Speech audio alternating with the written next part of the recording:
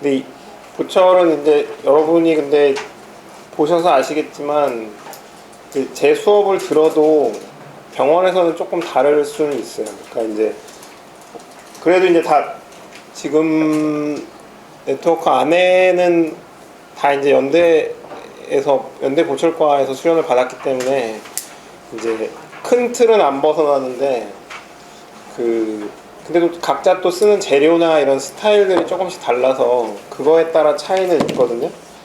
그러니까 지금 이제 해드리는 게 정답은 아니고 그냥 대충 대략적인 가이드라인만 이제 잡는 거라고 보시면 되고, 일단은 요거를 염두에 두고 각자 이제 병원에서 뭐 당연히 윗년차들이 이제 이렇게 교육을 많이 할 테니까 쓰는 재료나 이런 거에 따라서 좀 맞춰서 준비를 하시면 될 것 같아요. 오늘 이제 일단 일반 보철에 대한 거를 말씀을 드릴 건데, 그 전에 일단은 보철 전에 그냥 이제 전반적인 이 어시스트에 대해서 한 가지 이제 드리고 싶은 말씀이 있는데, 보통은 이제 원장님들이 생각할 때, 우리가 이제 생각할 때는 여러분들이 이제 어시스트를 하는 거는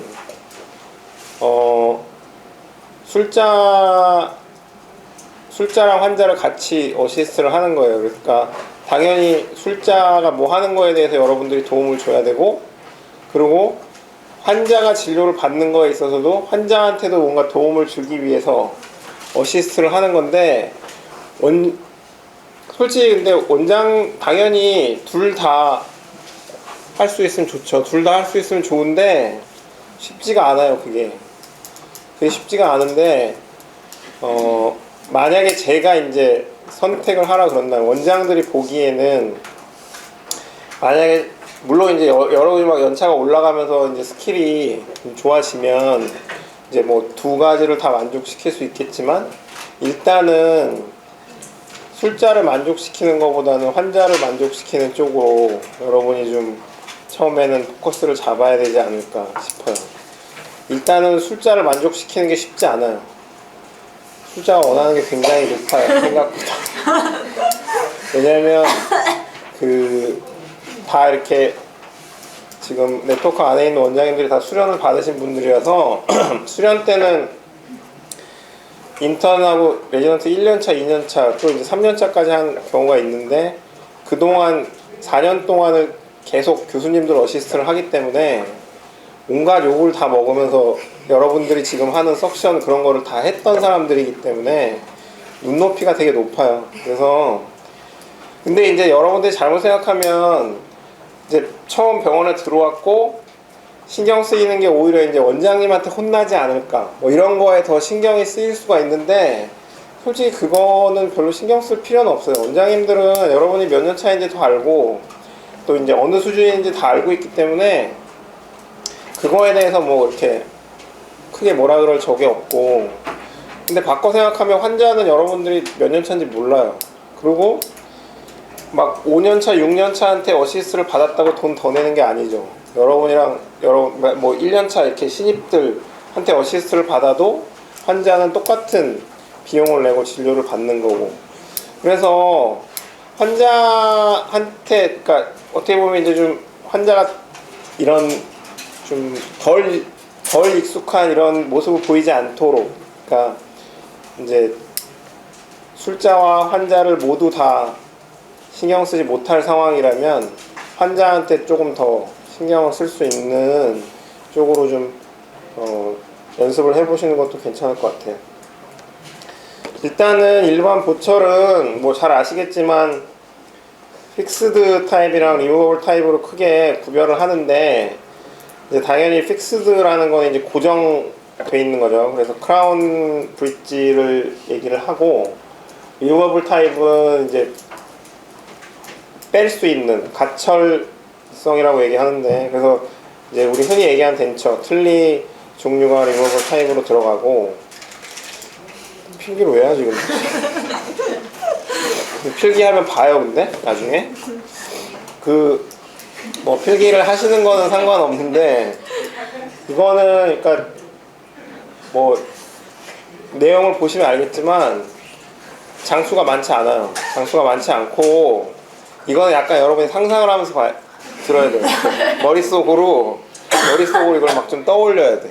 이 환자가 와 있는 상황 같은 걸 좀 떠올리면서 봐야 되고, 그러니까 예전에 내가 저희 직원들한테 얘기를 했던 것도 그거를 얘기를 좀 한 적이 있거든요. 그러니까 그냥 이렇게 예전에 막 네트워크에서 그거를 한 적이 있어요. 그러니까 신입들이 들어오면 이렇게 일을 막 빨리 할 수 있게 이렇게 딱 돼 있는 매뉴얼을 만들자고 해서 매뉴얼을 막 되게 오랫동안 막 만들었어요. 막 자료를 막 이렇게 해가지고 크라운 하는 사람이 오면 이 사람이 뭘 준비해야 되고 뭘 준비해야 되고 이런 거를 책자로 아예 만들어 놓으면 그거를 보고 교육이 편하겠다 해서 그걸 만들었는데 지금 다 만들어졌나? 하여튼 막 되게 힘들게 막 만드는 게 엄청 힘든 과정이었는데 그게 별로 도움이 안 되는 게 그거 이렇게 책으로 읽어봤자 아무 도움이 안 돼. 머리에 남지를 않아요. 실제 상황에서 실제 환자가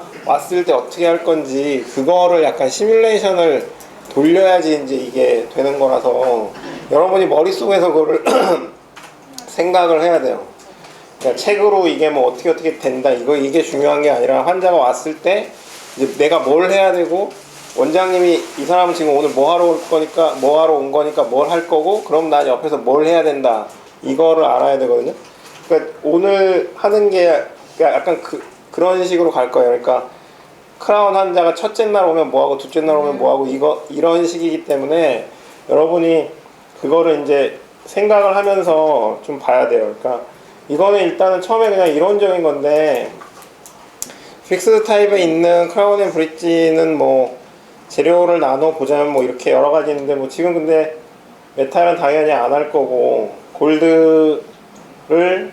그냥 골드가 아니라 이제 함량에 따라서 보통 두 가지가 있는데 지점마다 다르겠죠. 그러니까 보통 우리 지점 같은 경우에는 슈퍼랑 PT 이렇게 이제 사용을 하고 있고 예전에는 뭐 A 타입이라고 더 함량이 적은 것도 사용을 했었는데 이제 그거는 지금은 안 하고 있고 다른 지점은 이제 골드에도 종류가 있기 때문에 이제 환자한테 설명을 할 때 각 지점별로 사용하는 거에 대해서 이제 좀 알고 있어야 되고 그 다음에 이제 뭐 PFM 잘 아실 거고 PFG는 뭐 거의 그러니까 있긴 있는데 뭐 환자들이 그렇게 크게 선택은 안 하죠. 그러니까 일단은 뭐 비용에 비해서 그렇게 크게 장점은 없기 때문에 그리고 이제 지르코니아 같은 경우에는 이제 저희 네트워크가 몇 년 됐죠?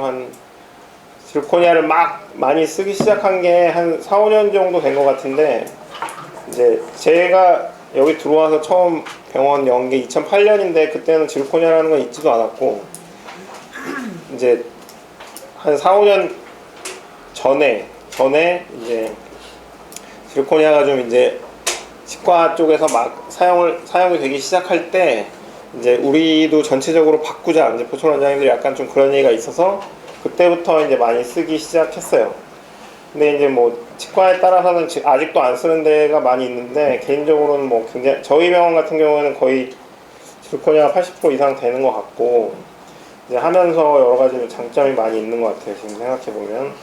그리고 이제 올세라믹 크라운이 있고요. 그다음에 뭐 이 외에도 크라운은 아니지만 뭐 라미네이트나 뭐 이런 것들이 또 있을 수 있겠고요.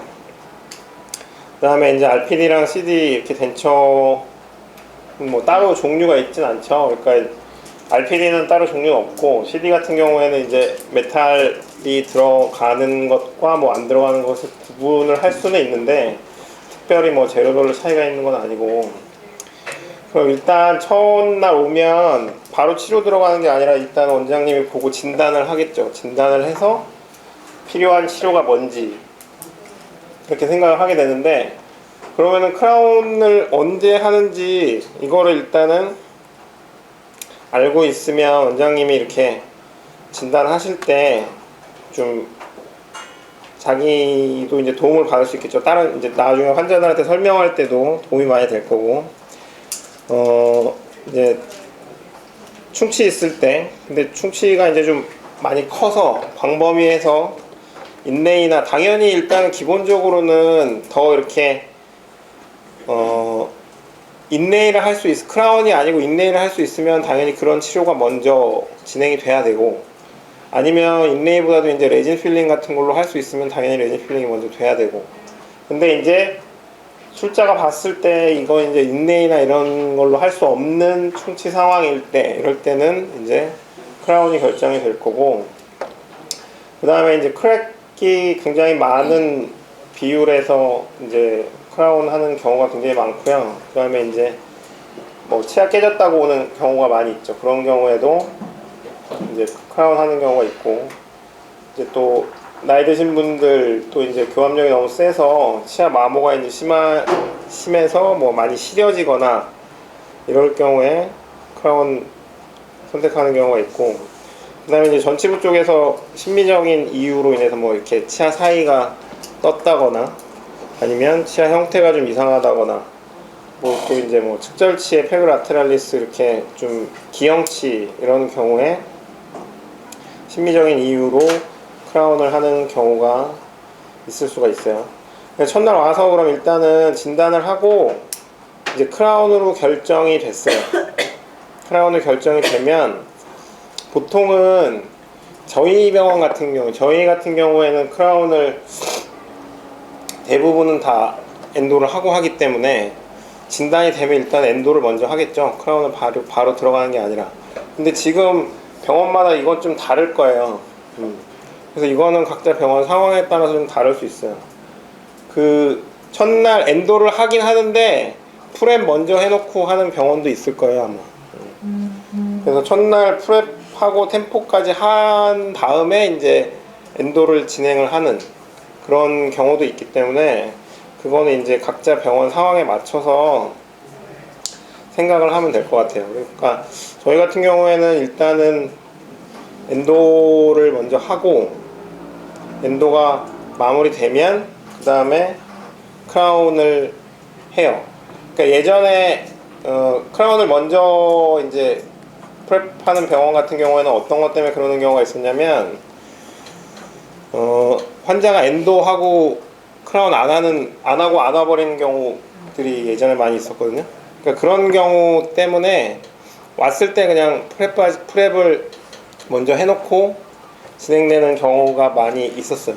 그러니까 그거를 더 선호하는 원장님들이 있어요. 그래서 그렇게 지금 진행되는 병원이 있고, 근데 저는 이제 개인적으로는 그 프랩할 때 이렇게 막 시려하는 걸 되게 싫어하기 때문에 저는 웬만하면 엔도를 해놓고 제가 프랩을 하는 편이고, 그 다음에 이제 둘째 날 이제 뭐 엔도가 다 끝났다고 가정을 했을 때, 그러니까 여기서 이제 그러니까 이게 원래 이제 진단할 때 환자한테 설명이 돼야 되는 거죠. 그러니까 포스트가 들어가는 경우랑 안 들어가는 경우가 일단은 환자 입장에서 비용이 달라지기 때문에 이거는 원래는 처음 과정에서 설명이 돼야 돼요. 그러니까 지금까지 병원을 계속 해보면 예전에 이제 대학병원에 있을 때랑 이제 이렇게 개인 병원에서 이제 차이가 많이 나는 게, 대학병원에서는 환자들이 오면 이제 뭐 우리가 설명할 때도 이제 뭐 비용에 대해서 그렇게 크게 거리낌 없이 설명을 많이 하고, 그리고 중간에 뭐 이렇게 막 비용이 막 추가가 된다거나, 그러니까 치아 상황에 따라서 비용이 추가된다거나 이런 거에 있어서 그 대학병원에서 진료를 하는 경우에는 그렇게 뭐 크게 문제가 생기는 경우는 별로 없어요. 근데 개인 병원에서는 이제 처음에 어느 정도 그 뭐 이렇게 비용에 대한 설명이 되고 들어가는데 중간에 이제 변동이 막 생기면 이제 환자랑 문제가 생기는 경우가 많이 있기 때문에, 특히 이제 그런 경우 많은 게 이제 포스트 같은 경우이기 때문에 이제 뭐 술자가 처음에 진단 과정에서 어느 정도 좀 예측을 하고 미리 이제 설명돼야 되는 경우가 많이 있죠.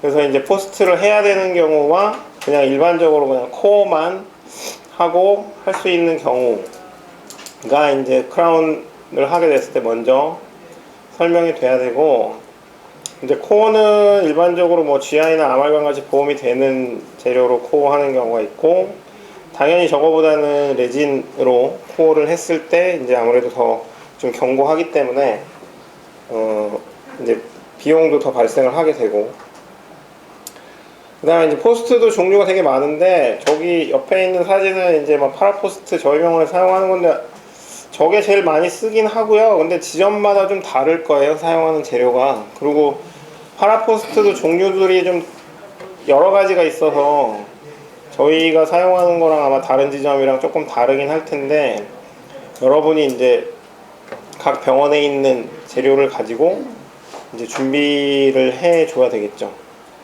그러니까 내가 이제 근데 그 직원들한테 많이 얘기를 하는 건데 병원에 이렇게 재료가 있으면 그러니까 보철 쪽은 특히나 재료가 되게 중요하거든요. 재료를 어떤 걸 쓰고 그거를 잘 어떤 그 재료의 이제 사용 방법 이런 거를 파악을 잘 하고 있는 게 굉장히 중요한데 제일 정확한 건 설명서예요. 설명서.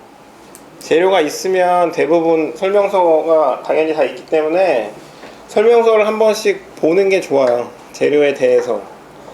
그래서 저 포스트 같은 경우도 예전에는 대부분 다 이제 세멘테이션을 하는 포스트들이 많이 있었고 저희 지금 이 쓰는 저거 같은 경우에는 세멘을 안 하기도 하거든요. 그러니까 이렇게 약간 조이는 식으로 돌려서 이제 고정을 시키는 거기 때문에 근데 이제 이거 쓰는 경우에도 간혹 이제 세멘을 쓰는 경우도 있어요. 그러니까 그런 거를 물론 이제 선배들한테 물어보면 뭐 알려주긴 할 텐데 솔직히 선배들이 알려주는 게 정답이 아닐 수도 있어요. 그냥 그 사람들도 전에 선배들한테 그냥 듣고 막 이렇게 해서 근데 나중에 실제로 여러분이 한번 그 저 재료들의 설명서를 한번 찾아보면 다 잘못 알고 쓰고 있을 경우도 꽤 있어요. 그렇기 때문에 귀찮더라도 한 번씩 시간 있을 때 설명서를 한번 보면 그게 좀 제일 정확해요. 그래서 저도 예전부터 설명서를 보라고 많이 하고 이제 설명서를 이렇게 다 한꺼번에 모아서 이렇게 저희 지점은 아마 저기 해놓은 게 있을 텐데 그래서 설명서를 한 번씩 보시는 게 좋아요.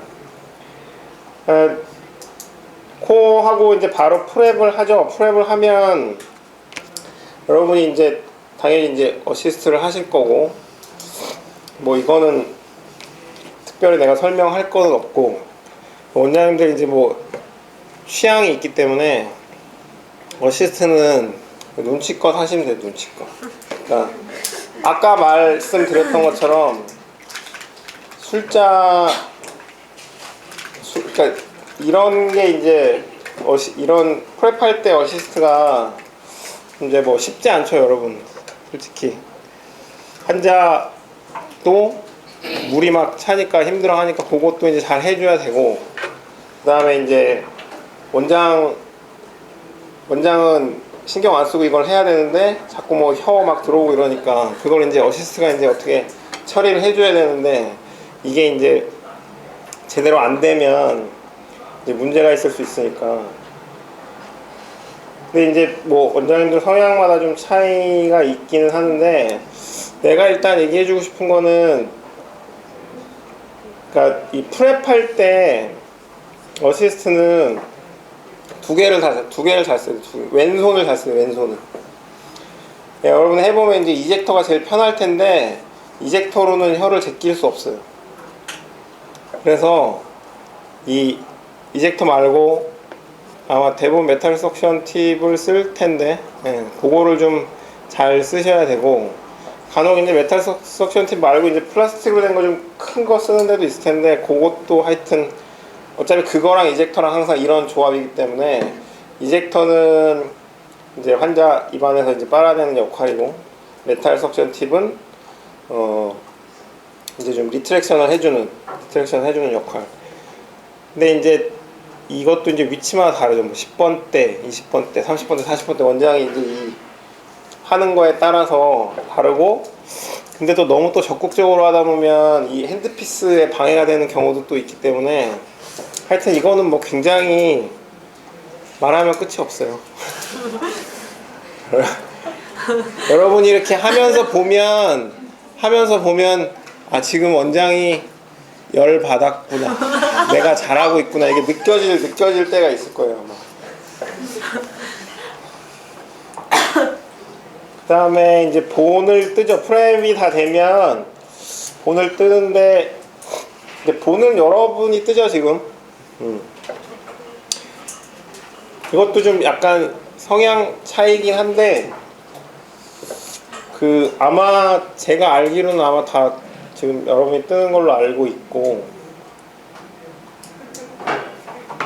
그 다음에 이제 그 재료가 여러 가지 있는데, 보통은 인프레검 쓰는 데가 있어요 지금. 폴리 있어, 보라색. 종합 써요?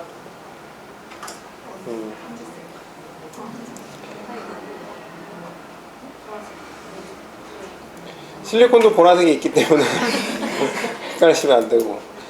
그 저희 지점은 지금 인프레검을 안 쓰고 개원 초에는 썼어요. 개원 초에는 썼는데 여러분이 조금 하기가 좀 어려워요. 그러니까 이제 본이 잘 나오는데 사고가 날 경우가 있어요. 되게 굳었을 때 실리콘보다 훨씬 단단해지기 때문에 이 좀 뭐라 그럴까, 저희 지점에서도 한번 사고가 났었어요. 이가 빠졌어. 다른 이가 좀 모빌리티가 있는 인데 블록아웃을 제대로 안 한 거지. 치아 사이에 유틸리티 왁스 같은 걸로 이제 미리 블록아웃을 해야 되는데 빠진 적이 한 번 있어요. 야간 진료, 내가 야간 진료 할 때였는데 이제 본을 뜨라 그러고 이렇게 원장실에 들어와 있었는데 이제 안 빠진다고 해서 나가봤더니 진짜 안 빠지더라고. 그래서 딱 뺐는데 그 브릿지 돼 있던 그러니까 이 3유닛 브릿지가 돼 있던 게 뒤쪽으로 있었는데 브릿지가 나왔어. 브릿지가 나왔는데 지대치가 하나는 같이 나왔어. 근데 원래 그거는 다행히 이제 그분한테 원래 그 전에 설명을 하긴 했었어요. 웬만하면 빼시는 게 좋다고 설명을 했던 부위이긴 한데, 근데 솔직히 사고죠, 사고. 인프레검이 약간 예전부터 항상, 그러니까 연대 모철과가 원래 인프레검을 많이 썼거든요. 실리콘 전혀 안 쓰고 인프레검으로 거의 다 했어요. 그래서 이제 그 습관이 있어서 원장님들 처음에 이제 저희도 그렇고 인프레검을 썼는데, 예전부터 인프레검이 이제 실리콘에 비해서 좀 많이 단단한, 굳었을 때 많이 단단하기 때문에 조금 그거에 대한 얘기는 있긴 있었어요. 네, 근데 지금은 아마 인프레검 쓰는 데가 별로 없을 거고, 실리콘도 근데 마찬가지로 그거는 여러분이 본 뜰 때 체크를 많이 해야 돼요. 그러니까 솔직히 근데 바이트 트레이로 뜨는 경우에는 안 빠질 일은 없고, 그냥 이제 저 파샬 트레이나 이런 걸로 뜨게 되는 경우에, 그런 경우에는 이제 치아 막 나이 드신 분들 같은 경우에 막 이렇게 리세션이 많이 있어가지고 치아 사이 잇몸 공간 막 뻥뻥 뚫려 있는 경우에 이제 그 좀 뺄 때 좀 어려운 경우가 있어요. 뺄 때 막 되게 힘들게 빼면 자기도 힘든데 환자도 이제 그거에서 좀 고생을 하면 이제 또 이제 이 관계가 좀 깨지는 경우도 있고 하기 때문에 미리 이제 그거를 좀 파악을 하고 유틸리티 왁스를 써서 하는 게 좋고요. 그 다음에 이제 코드를, 저희 지점은 코드를 안 쓰고, 제가 이제 코드를 거의 안 쓰기 때문에 저희 지점은 코드 안 쓰는데, 코드를 쓰는 데가 많이 있겠죠. 그러니까 코드를 쓰는 경우에는 이제 그 미리 본 뜨기 전에 코드를 잘 꼽아서 사용을 하셔야 될 거고, 그 다음에 이제 트레이는 뭐 아까 말씀드린 것처럼 바이트 트레이를 일단 기본적으로 제일 많이 쓰실 거고, 이제 파샬 트레이랑 이제 간혹가다 이제 좀 뭐 싱글이 아니라 좀 뭔가 이제 좀 풀 트레이를 써야 되는 상황이 있을 거고요. 당연히 이제 트레이가 넓어지면, 그러니까 본 뜨는 범위가 넓어지면 넓어질수록 여러분은 더 빼기 어렵다는 생각을 해야 되기 때문에 미리 그거에 대한 대비는 해야 돼요.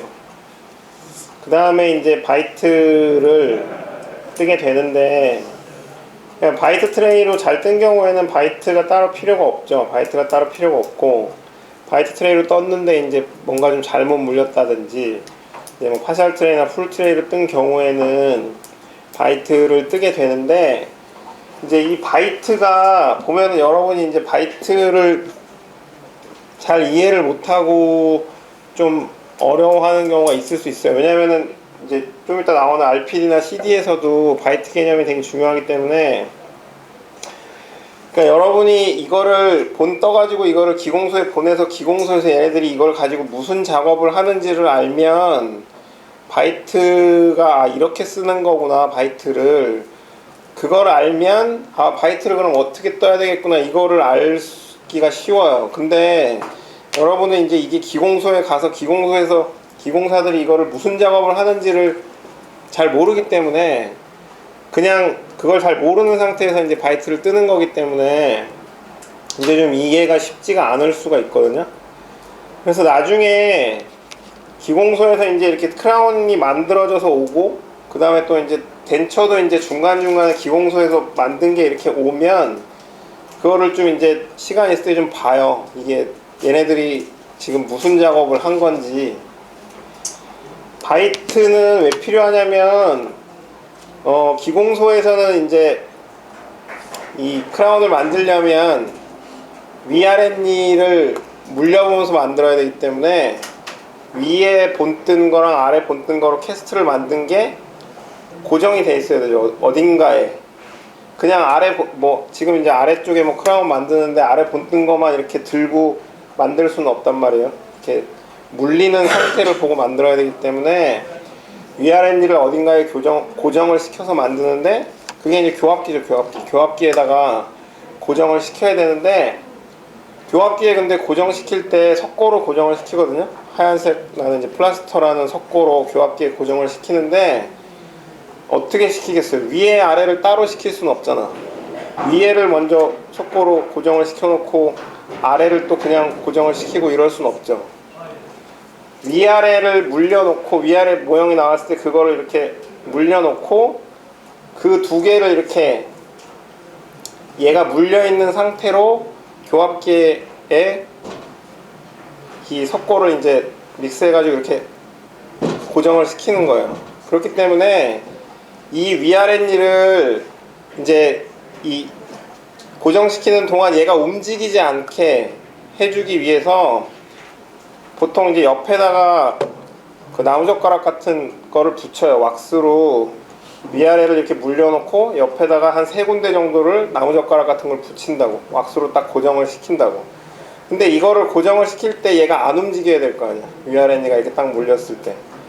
그러니까 그럴 때 쓰는 게 바이트이기 때문에, 만약에 싱글 크라운을 하는데, 크라운 그냥 하나 하는데 위아랫니를 풀로 떴어. 풀로 전체 트레이로 뜨면 바이트를 뜰 필요가 없어요.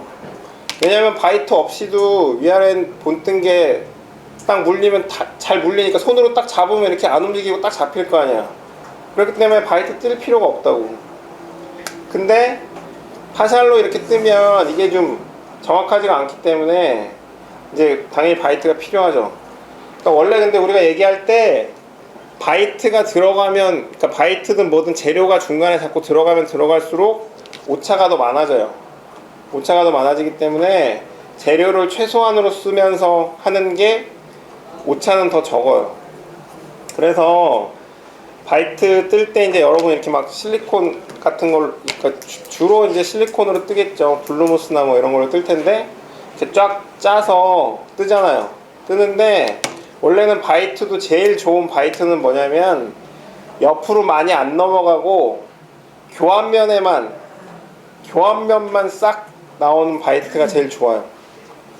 옆으로 막 넘어가서, 당연히 이제 뭐 이렇게 실리콘으로 짜면 많이 짜니까 딱 짜고 또 물라 그러면 이렇게 환자가 딱 물면서 옆으로 쭉 이렇게 나오니까 옆에 이제 잇몸 부분까지 막 다 덮고 막 이러는데, 그렇게 바이트가 나오면은 이게 되게 오차가 커져요.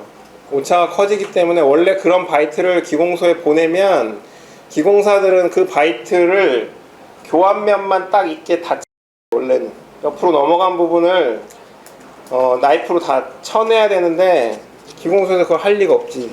응? 그 시간도 없고 할 일도 많은데 그걸 언제 다 치고 있겠어요.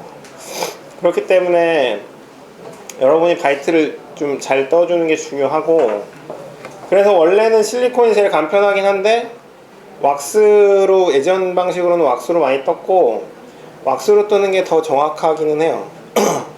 그 인레이 왁스라고 이제, 그러니까 그러니까 왁스가 굉장히 쓰는 왁스 종류가 많기 때문에 그거에 따라서 이제 그 용도가 다른데, 인레이 왁스라고 해서 뭐 있는 지점도 있을 텐데 이렇게 약간 남색으로 되는 이렇게 녹인 다음에, 불에 녹인 다음에 이제 말랑말랑했다가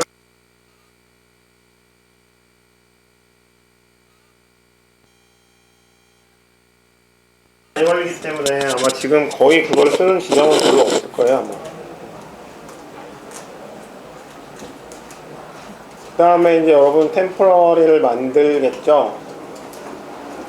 템포러리가 아마 지금 특히 1년차들 또 이제 2년차들까지는 그래도 템포러리가 아마 제일 여러분이 연습을 많이 하고 또 이제 신경이 제일 많이 쓰이는 부분일 텐데, 이건 어쩔 수 없어요. 그냥 여러 번 많이 해보는 수밖에 없어요. 템포러리 같은 경우에는. 그 다음에 이제 쉐이드, 그러니까 뭐 질코니아나 이제 뭐 PFM, PFG 이런 식의 이제 보철물들은 쉐이드 가이드를 가지고 여러분이 쉐이드를 선택을 해야 되고, 그 쉐이드도 이제 여러분이 자꾸 하다 보면 이제 알게 될 텐데 되게 애매한 경우가 있거든요, 쉐이드가. 일단은 그럴 때는 주저하지 말고 원장님이나 하여튼 도움을 받으시고, 오래 보고 있으면 안 돼. 오래 보고 있으면 거기 계속 빠져들어가. 그래서 이게 맞는 것 같아. 아닌 게 맞는 것 같아.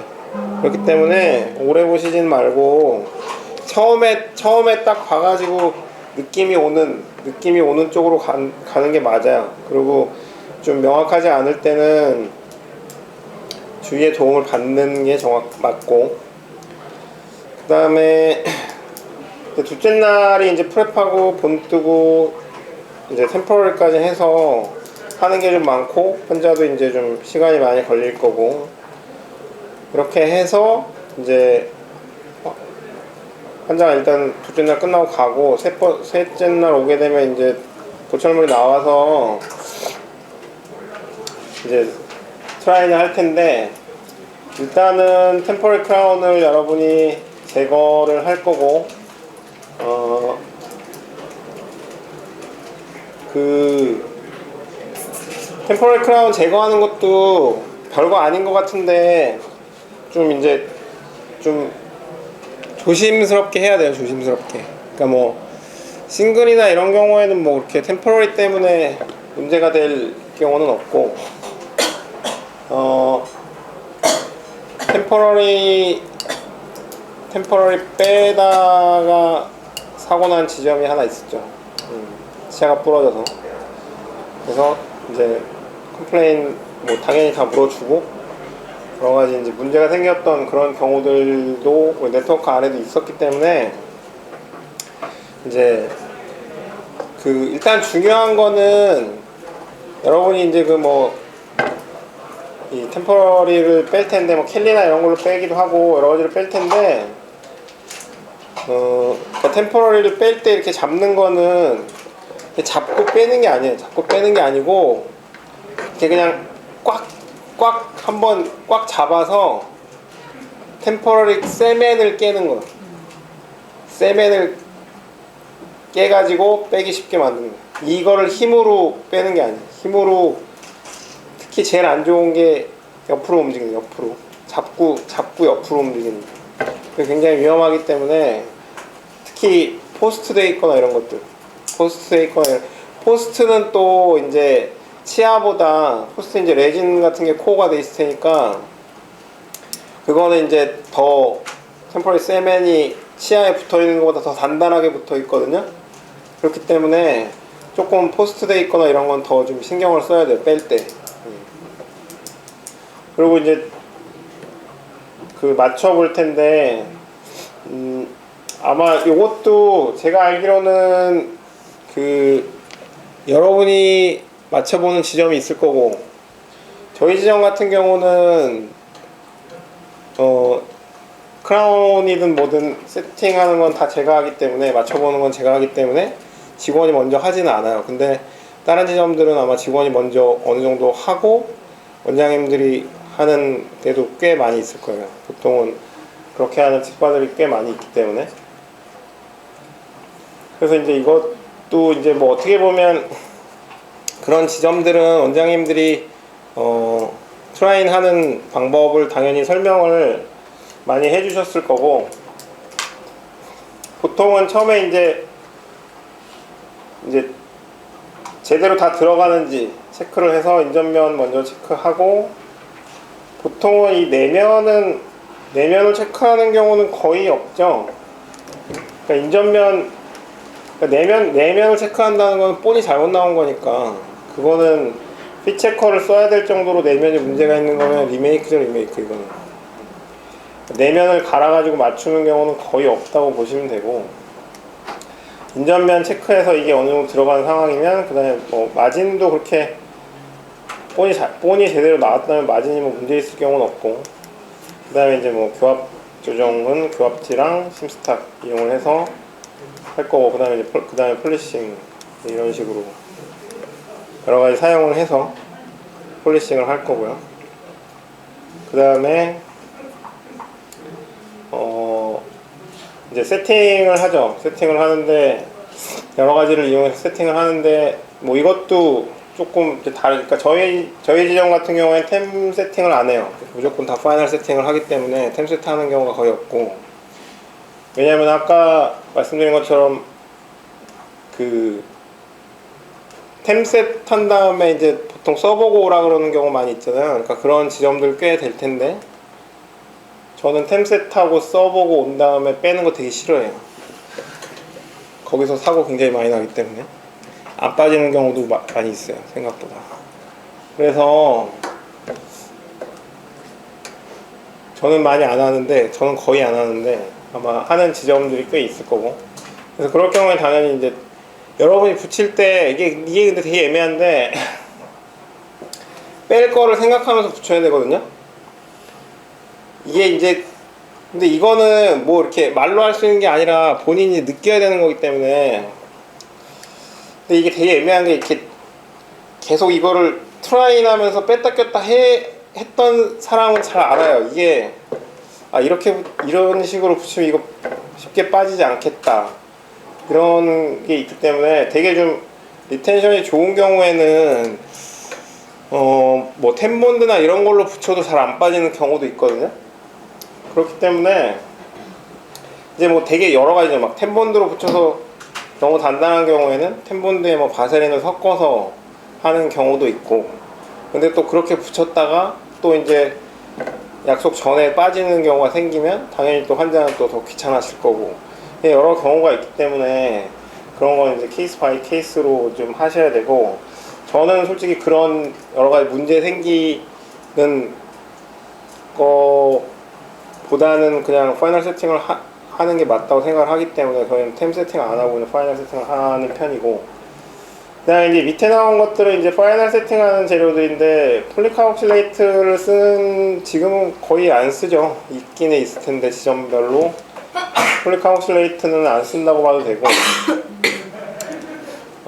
주로 많이 쓰는 게 이제 여러분이 릴라이엑스를 거의 다 쓸 거고, 지금 이제 3M을 많이 쓰니까 잘못됐네요. 후지쌤이라고 이제 다른 회사의 릴라이엑스랑 거의 같은 재료예요, 이거는.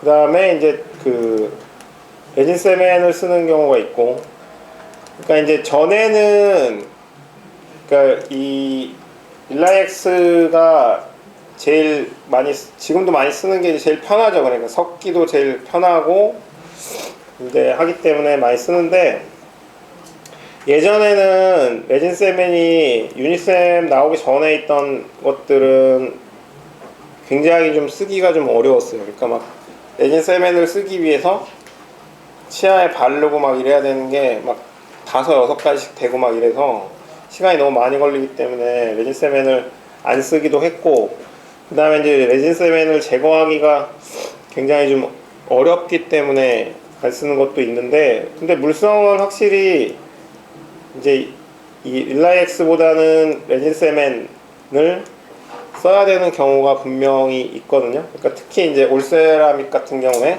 전치부에 이제 올세라믹 크라운을 붙이는 경우에는 릴라이엑스를 안 쓰고 레진 세멘을 쓰죠.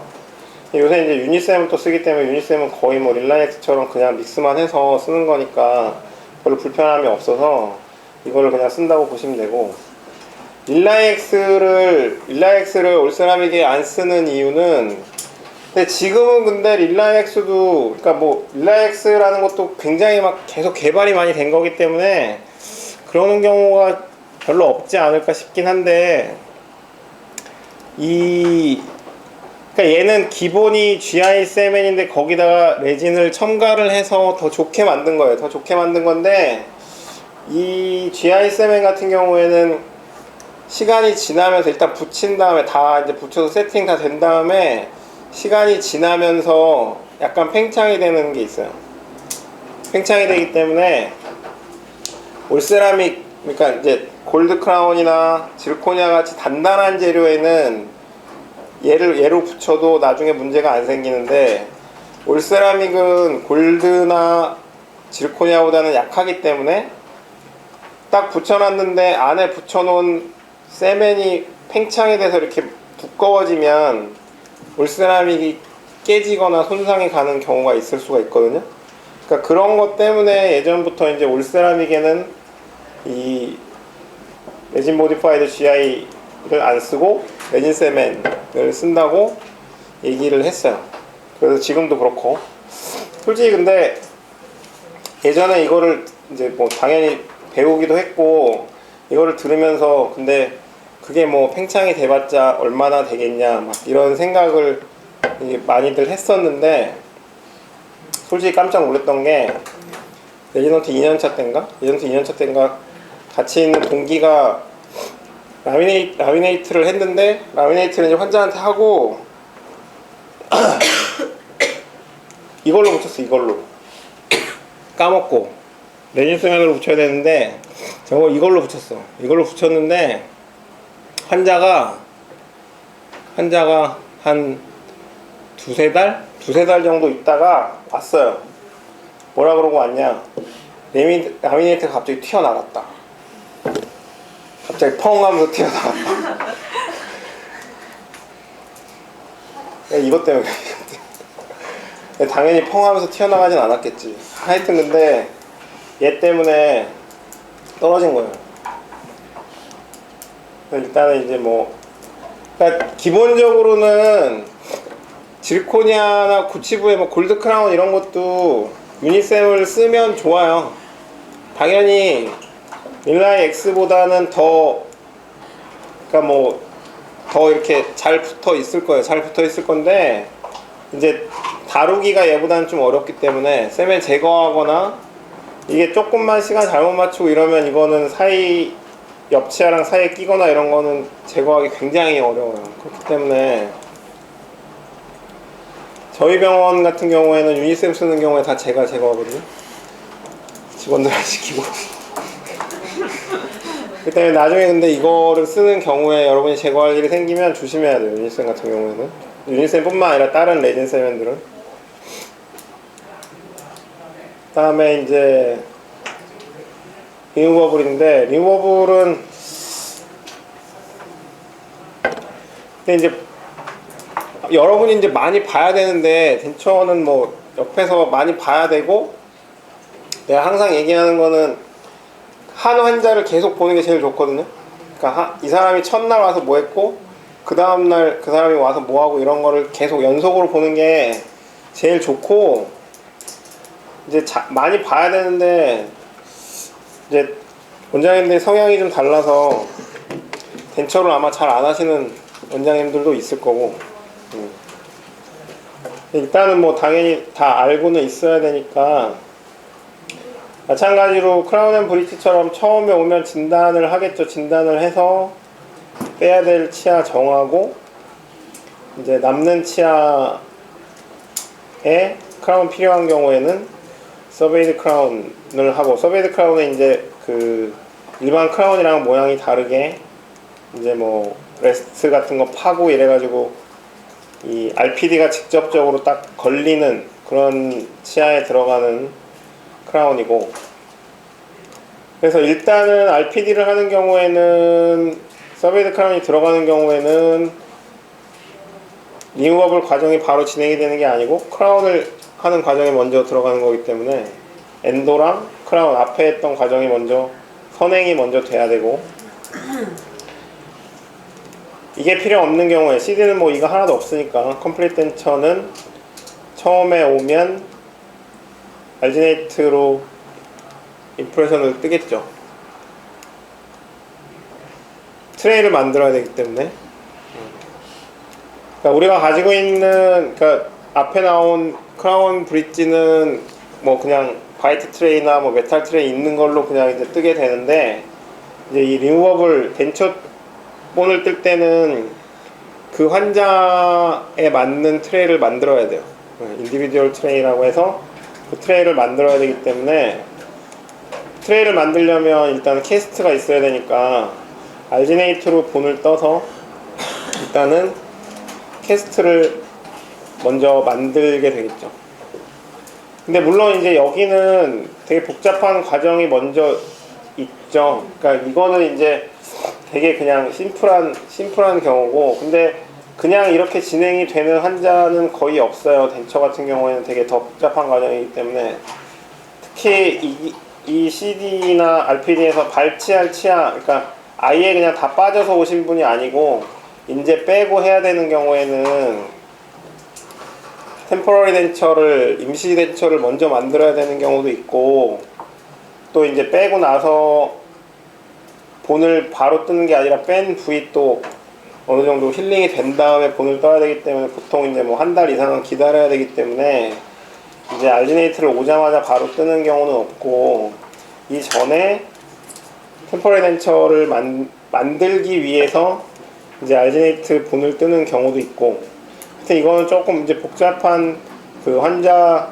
케이스에 따라서 조금씩 다를 수는 있는데, 일단은 진단 과정에서는 이제 뺄 치아를 결정하는 게 제일 중요하고, 그 다음에 RPD 같은 경우에는 빼고 이제 크라운이 어디 들어갈지 이거를 정하는 과정이 굉장히 중요해요. 이거는 아까 말했던 것처럼 이거에 따라서 이제 비용도 달라지는 부분이기 때문에, 특히 요새는 이제 덴처가 보험이 됐기 때문에 거의 덴처는 보험으로 하는 경우가 대부분이겠죠. 그러니까 65세 이상이신 분들, 65세보다 아래쪽에서 이제 덴처를 하는 경우는 거의 없기 때문에, 덴처가 지금은 뭐 보험으로 하면 한 30만원에서 40만원 사이이기 때문에, 근데 문제는 이제 RPD 같은 경우에는 크라운이 막 한 개, 두 개 들어가기 시작하면 크라운이 훨씬 더 이제 비용이 커지는 경우가 많이 생기기 때문에, 이게 이제 치료 과정에서 이게 정확히 개수가 정확히 나와야 이제 그게 되게 중요해요. 나중에 이제 바뀌거나 하면 안 되고.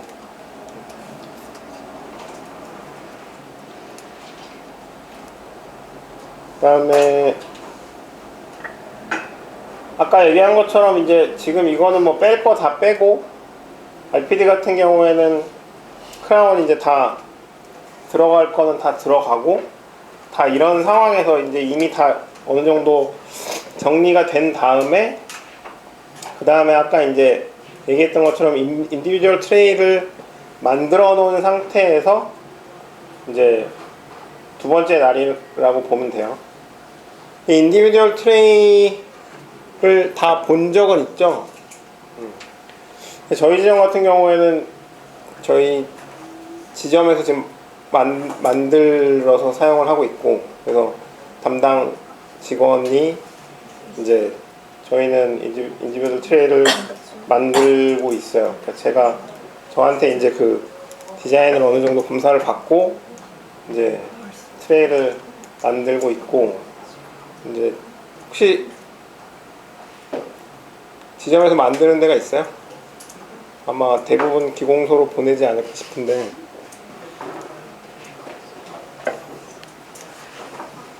이게 원래 되게 좀 트레이가 만드는 게 되게 귀찮은데, 전에는 또 이제 원래 예전에는 그냥 트레이, 지금은 저희 지점도 이제 이 트레이 레진을 광중합형으로 바꿨기 때문에 광중합형은 만들기가 되게 간단하죠. 근데 원래 그냥 많이 쓰는 그 트레이 레진은 시간도 많이 걸리고, 또 이제 트레이 만든 다음에 이렇게 좀 다듬을 때도 굉장히 좀 분진도 많이 날리고, 그게 이제 레진 중에 좀 되게 싼 레진이거든요. 아무래도 트레이는 다른 거에 비해서는 정확성이 많이 필요한 건 아니기 때문에 레진이 좀 정확성도 떨어지고 좀 물성이 좀 떨어지는 좀 가격이 좀 싼 레진이에요. 그러다 보니까 이제 트레이 만드는 과정이 쉽지는 않은데, 근데 이제 트레이를 만들게 되면 이렇게 좀 도움은 많이 되기는 해요. 그러니까 자기가 이제 이걸 만들면서 왜 이렇게 만들어야 되는지 그거를 자꾸 이제 원장이랑 좀 얘기를 하다 보면 조금 이제 덴처에 대해서 좀 배우는 것도 있고. 일단은 이제 파이널 임프레션을 뜨게 되고, 지금 아마 다 실리콘으로 뜨겠죠. 지금은 이제 예전에는 폴리설파이드라는 재료를 썼었는데, 그러니까 지금은 아마 쓰는 지점이 없을 거고요. 그 고동색 나는 그 파마향 냄새 막 심한 재료. 예전에는 그러니까 연대고철과, 그러니까 보통 대학병원들은 아마 아직도 그거를 쓰는 데가 꽤 있을 텐데, 이제 그러니까 여러분은 어떻게 보면 되게 많이 편해진 거예요. 그러니까 믹스를 하는 것도 여러분들의 되게 주된 작업 중에 하나인데, 믹스가 어려운 재료들이 많이 없어졌어요. 폴리설파이드 같은 경우에도 믹스가 굉장히 어려워요. 이렇게 되게 넓은 데다 스파츌라로 거의 막 이렇게 짓이기듯이 힘을 되게 많이 줘가지고 이렇게 믹스를 많이 해야 되고, 그리고 담고 이렇게 하여튼 다루기도 좀 쉽지 않은 재료라서 어렵고, 또 이제 대표적으로 세멘 같은 경우에도 지금 GPC를 안 쓰잖아요. GPC 쓰는 데도 있나? 아마 포스트 할 때 GPC를 쓰는 데도 있을 수도 있겠네요. 거의 안 쓸 텐데, GPC 믹스 해본 사람 아무도 없어요? 대박. GPC도 이렇게 세멘 중에 굉장히 믹스를 하기가 어렵기 때문에, 이렇게 뭐 파우더 이렇게 나눠가지고 그 나누어 놓은 거 이렇게 하나씩 끌어다가 이제 조금씩 섞으면서 이렇게 믹스를 해가야 되는 거기 때문에 되게 어렵거든요. 근데 이제 그런 재료들이 이제 많이 없어져서, 폴리설파이드도 예전에 이제 본 뜰 때, 그러니까 틀니 본 뜰 때 이제 많이 썼는데, 이제 그거 이렇게 한번 하려면은 일단은 어시스트가 뭐 한 2명 이 정도는 붙어야 되기 때문에 이제 뭐 좀 손해가 있죠. 그 쓰는 재료 자체가. 그리고 그건 또 위험한 게, 이제 대학병원에서 그런 경우도 많이 있었는데, 환자 옷에 잘못 떨어지면 난리 나요. 그거는 지워지지가 않기 때문에. 솔직히 실리콘은 여러분이 이제 뭐 크라운 같은 거 본 뜨다가도 환자 뭐 옷이나 이런 데 떨어뜨린 경우도 있을 텐데, 굳을 때까지 기다려서 이제 떼면은 어느 정도는 떼지죠. 정말 막 많이 이렇게 해놓지 않는 이상. 근데 폴리설파이드는 고동색이 묻어가지고 안 지워져요. 그래서 진짜 막 옷감 물어준 적도 막 많이 있고, 그래서 별로 쉽지는 않은 재료. 하여튼 그래서 이제 파이널 임프레션 뜨고, 이제 실리콘으로 대부분 뜰 거고, 파이널 임프레션 떠서 그 다음에 이제 기공소에 보내면서, RPD 같은 경우에는 RPD 디자인을 원장님이 이제 써서 보낼 거고, 기공 용지에다가. 그 다음에 이제 아까 얘기했던 것처럼 바이트가 반드시는 아니죠. 그러니까 CD는 위아래 다 이가 하나도 없으니까 바이트라는 게 없기 때문에 바이트를 반드시 체득을 해야 되고, RPD 같은 경우에는 위아래 막 구치부가 어느 정도 있어서 환자한테 물어보라고 했을 때 양쪽으로 어느 정도 물린다면 바이트가 없을 수도 있죠. 바이트를 꼭 안 해도 되는데, 근데 솔직히 RPD도 이제 치아가 어느 정도 빠진 상태이기 때문에 이제 그렇게 바이트가 필요 없는 경우는 아마 거의 없을 거예요. 그래서 대부분은 다 메탈 프레임이 올 때 왁스림이 같이 만들어져서 오고, 그 다음에 CD 같은 경우에는 뭐 트라이얼 덴처 베이스라고 우리가 얘기를 하는데, 그 이제 뭐 메탈이 들어간 경우도 있고 아닌 경우도 있지만, 하여튼 이런 덴처 베이스가 올 때 마찬가지로 왁스림이 거기 만들어져서 오기 때문에, 그 상태로 이제 그 세 번째 내원 시에 이게 오면 이제 환자 입안에 넣고, 일단은 바로 물려보는 게 아니라 얘를 넣고 잘 맞나, 별로 무리 없이 들어가나 확인을 먼저 하고, 그 다음에 이제 왁스림을 조정을 해서 바이트를 뜨게 되죠. 대부분 이제 뭐 실리콘을 이용을 해서 바이트를 뜰 거고. 그러니까 이제 그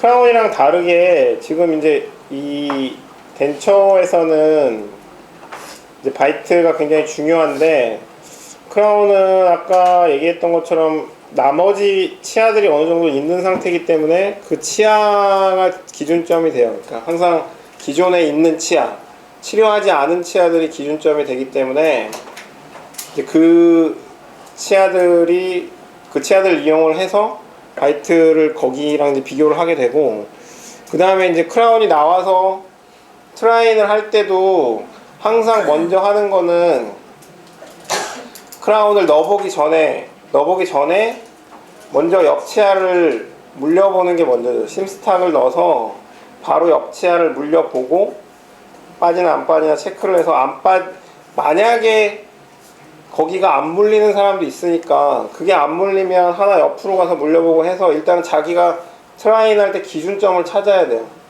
그래서 교합 조정을 하면서 내가 정해놓은 기준점, 그러니까 다른 자연치 쪽에 물릴 때까지 교합 조정을 한다고 보면 되거든요. 그러니까 기준점은 항상 원래 있던 치아, 우리가 손대지 않은 치아, 그게 기준점이 되는 건데, 덴처는 워낙에 빠진 치아들이 많고 이렇기 때문에, CD는 뭐 이가 하나도 없는 거니까 바이트가 굉장히 중요해요. 그리고 바이트는 오로지 의사에 의해서 그냥 정해지는 거예요. 원장에 의해서 바이트가 정해지는 거기 때문에, 바이트 뜨는 게 어떻게 보면 이제 덴처 만드는 데 있어서는 제일 좀 중요한 과정이고, 이제 뭐 원장님들마다 다 기준점이 좀 달라요. 그래서 보통 많이 쓰는 게 이제 침을 삼켜보라고 하는 경우가 제일 많이 있고, 근데 이제 침을 삼켜보는 것도 이제 여러분이 침을 삼키면 알 수 있겠지만, 침을 삼키면 이가 닿는 게 아니고 살짝 닿았다 떨어지는 느낌이거든요. 침을 삼키면 살짝 닿았다 떨어지는 느낌이기 때문에, 처음에 보통 왁스림이 저렇게 오면 환자한테 이렇게 왁스림 뭐 이렇게 딱 끼워 넣고 물어보라 그러면 진짜 입이 이렇게 하나거든요. 대부분의 기공소에서 만들어 오는 거는 되게 좀 넉넉하게 높게 만들어져 오기 때문에, 그거를 이제 어느 정도 많이 쳐내는 과정이 필요한데, 그래서 처음에 이제 넣어보고 이거를 막 어느 정도 막 깎아내면서 더 깎아야 될지 말아야 될지를 결정을 하게 되는데, 보통 나 같은 경우에는 이제 침을 삼켜보라고 얘기를 해요. 침을 삼켜보라고 했을 때 앞에서 보면 이제 이 위아래 왁스 림끼리 살짝 닿았다가 떨어지는 정도. 그러니까 이게 높다면은 안 떨어져요. 계속 붙어 있어요. 그러면 이제 더 깎아야 되는 거야. 그때는 이제 더 깎아야 되고. 그러니까 그런 식으로 해서 이제 뭐 각자 그 기준점을 가지고 왁스림을 조정을 한 다음에, 이제 이 정도면 이제 그 어느 정도 이 환자의 그 바이트에 맞출 수 있겠다 이제 생각이 되면, 그때 이제 실리콘을 쏴서 위아래 이제 무시라고 하면서 바이트를 뜨게 되죠. 바이트 뜨게 되고, 그 다음에 이제 바이트 뜨는 날 레진 치아의 쉐이드랑 형태도 결정을 하게 돼요. 그러니까 솔직히 이제 덴처기 때문에 그렇게 뭐 크라운만큼 이렇게 막 쉐이드가 중요한 건 아닌데, 아무래도 이제 뭐 이런 거를 요구하시는 분들도 있어요. 그러니까 치아가 막 대부분 이제 크라운 할 경우에는, 특히 뭐 젊은 환자들 같은 경우에는 이제 밝게 해달라는 경우가 많이 있을 텐데, 덴처 같은 경우에는 나이 드신 분들은 또 특이하게 너무 밝아도 이제 바깥에서 이제 봤을 때 좀 되게 어색하게 보이기 때문에 너무 밝지 않게 해달라는 경우도 꽤 있거든요. 그래서 레진 치아 같은 경우에도 덴처형 치아들이 이제 다 이제 기성 제품이 나오는데, 뭐 A1 이 정도까지는 없는데 그래도 한 A2, A3, 뭐 A4 이 정도, A3.5 뭐 이 정도 한 세 가지 정도, 그 정도는 쉐이드가 있고, 그 다음에 이제 형태 같은 경우에도 좀 이제 치아, 특히 전치부 쪽 치아들이 이제 보통 그냥 세 가지 정도 형태라고 생각하면 되는데, 그냥 제일 그냥 보통 치아들이랑, 그 다음에 이제 좀 치아가 크면서 좀 넓은 스퀘어한 형태, 그 다음에 치아가 좀 작으면서 조금 이제 좀 둥글둥글한 오보이드한 형태, 뭐 이런 식으로 형태가 있기 때문에 환자의 이제 뭐 이 얼굴 형태나 아니면 또 기존 사용하던 덴처가 있으면 그거를 기준으로 해서 환자가 뭐 그거에서 뭐 이렇게 바꾸기를 원한다 이런 거를 좀 물어보고 이제 정보를 좀 캐치를 해서 레진 치아랑 형태를 이제 이날 결정을 하게 돼요. 그 다음에는 이제 그 이스테틱 트라이는 왁스 덴처죠. 왁스 덴처. 아직 이제 덴처 완성된 게 아니고 왁스 덴처 상태로 이제 트라이를 한번 맞춰보고 환자한테 보여주고 이제 거울 보면서 괜찮은지 확인을 먼저 하는 과정인데, 그 CD는 반드시 이 과정이 있어야 되고, RPD는 이게 있을 수도 있고 없을 수도 있죠. 그러니까 RPD는 전치부가 포함이 되지 않은 RPD는 이게 필요가 없고, 그렇기 때문에 아까 바이트 뜬 다음에 바로 완성이에요. RPD 같은 경우에는 특히 이제 구치부만 있는 것들은. 근데 전치부가 막 포함되어 있는 RPD가 있기 때문에 그런 경우에는 이스테틱 트라이 왁스 덴처 과정이 있어야 돼요. 왁스 덴처로 한번 맞춰보고 환자한테 보여주고, 그 과정에서 이제 고칠 게 있으면 그 다음 고쳐서 그 다음에 완성을 하고, 이제 그 다음이 이제 완전히 완성이 돼서 이제 환자한테 환자 입안에서 이제 실제로 뭐 교합 조정이나 이런 걸 다 해서 이제 딜리버리 하는 과정이고, 여러분이 이제 여기서는 딜리버리를 하게 되면 뭐 다른 때도 마찬가지고 발치할 때도 마찬가지고 임플란트 할 때도 마찬가지고 그럴 텐데, 주의사항을 대부분 이제 여러분들이 환자한테 알려주는 경우가 많이 있을 거예요. 근데 이제 내가 이제 이것도 이제 예전에 직원들한테 많이 했던 얘기인데, 이제 주의사항을 보고 그거를 이제, 그러니까 여러분들이 그 주의사항 적힌 게 왜 그렇게 해야 되는지 그거를 알고 있어야 돼요. 그냥 이 주의사항을 환자한테 불러주는 게 중요한 게 아니고, 왜 이걸 해야 되는지 알고 있어야 이제 제대로 된 설명이 되기 때문에 그걸 체크를 해야 되는데, 그러니까 그대로 그러니까 환자마다 거기 주의사항 이 인쇄물에 있는 그대로 설명하지 않고 다르게 설명해야 되는 경우도 있거든요. 그렇기 때문에 이제 뭐 한번 나중에 각 지점에서 그 주의사항들을 한 번씩 보고 그리고 본인이 생각하기에 이거는 왜 이렇게 해야 되는지 모르겠으면 물어보세요. 원장님이나 이렇게 물어보는 게 좋아요. 그러니까 이제 뭐 대표적으로 이제 제일 덴처 현장에서 이제 환자들이 특히 이제 나이 드신 분들이 덴처를 오래 썼는데도 불구하고 이제 좀 잘 모르는 경우는 틀니 닦을 때 이제 치약을 쓰는 경우, 그런 경우가 많이 있죠. 그러니까 꽤 오래 틀니를 쓰셨는데도 틀니 닦을 때는 치약은 쓰시면 안 된다고 말을 하면 뭐 되게 놀래면서 이제 그동안 계속 치약을 썼다고 말씀하시는 경우가 있는데, 그게 이제 제일 좀 대표적인 경우고, 이제 치약은 마모제가 있기 때문에 틀니를 닦게 되면 되게 이제 레진 치아가 되게 많이 닳아서 형태가 많이 없어지기 때문에 이제 그렇게 말씀을 드리는 경우가 있고, 그 다음에 이제 좀 환자마다 좀 달라져야 되는 경우가, 여러분이 아마 그 주의사항에 보면 항상 그게 있어요. 그러니까 처음에는 이거를 뺄지 말지, 잘 때 뺄지 말지, 이게 이제 제일 환자에 따라서 제일 좀 달라지는 경우인데, 원래는 아마 제가 알기로는 처음 덴처를 한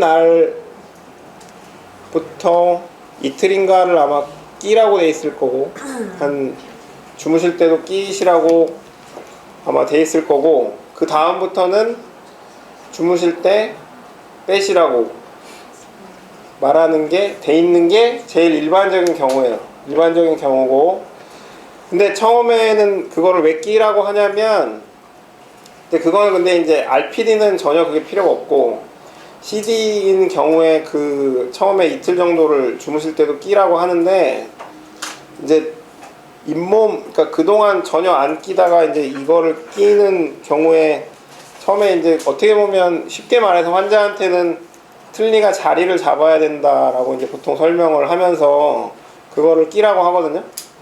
근데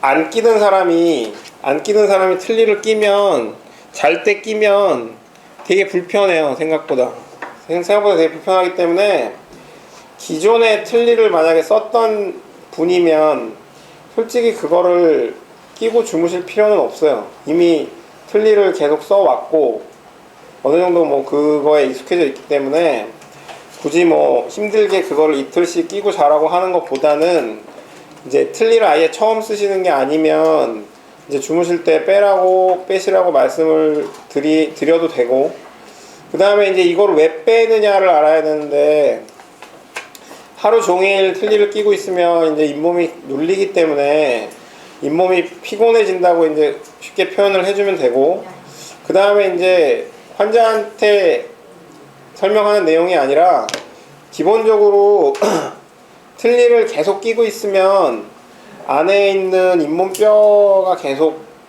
소실이 되기 때문에, 만약에 이 사람이 이거를 계속 그러니까 안 빼고 막 계속 끼고 있는 분이면 한 5, 6개월? 한 뭐 그 정도만 지나도 엑스레이를 찍어보면 뼈가 완전히 달라요. 그러니까 처음에 들어갔을 때 뼈 상태랑 뼈가 되게 달라지기 때문에, 그래도 처음에는 이렇게 이가 하나도 없지만 그 잇몸 부위를 만져보면 어느 정도 이렇게 단단한 게 느껴지는데, 이거를 만약에 안 빼고 계속 끼고 있었던 사람이라면 잇몸이 정말 이렇게 만져보면 되게 약해지는 게 많이 느껴지거든요. 그렇기 때문에 그런 용도로 빼라고, 주무실 때는 빼는 게 좋다, 이렇게 말을 해줘야 돼요. 말을 해줘야 되는데 간혹 잘 때도 근데 빼지 말아야 되는 경우가 있어요.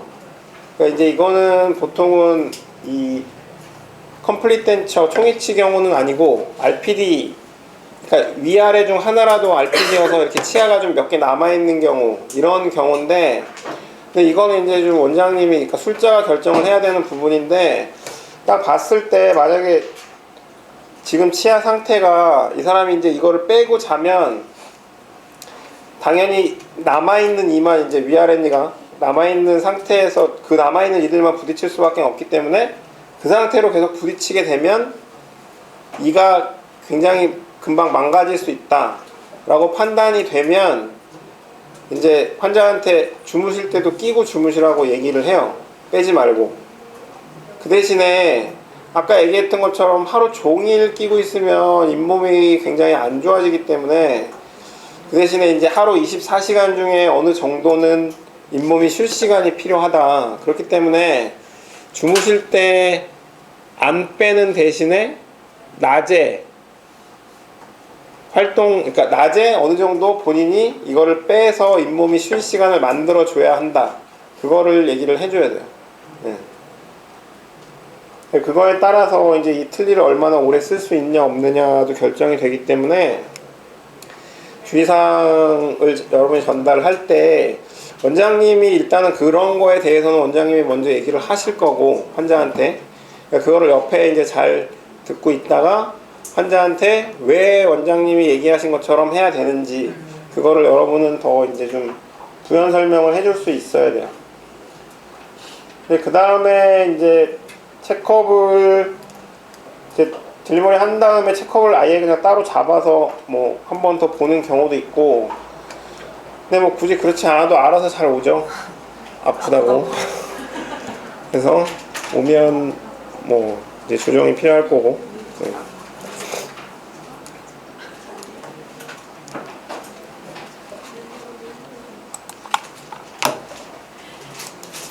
끝났네요.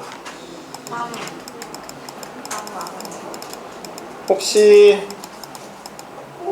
질문이 있어요?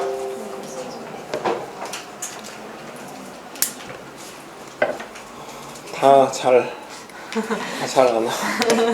아까 얘기했던 것처럼 지점별로 이제 지금 이 술식대로 가는 거는 아니기 때문에 특히나 이제 덴처 같은 경우에는 지금 말씀드린 거랑 다른 경우들이 굉장히 많이 있을 수 있기 때문에 나중에 이제 여러분 지점에서 환자를 좀 관심 있게 덴처나 이런 환자가 있으면 관심 있게 좀 보시고 아까 말씀드린 것처럼 사용하는 재료들은 좀 더 관심 있게 설명서나 이런 거를 한 번씩 꼭 찾아보세요. 네. 그러면은 도움이 많이 되실 거예요. 네. 고생하셨습니다. 감사합니다.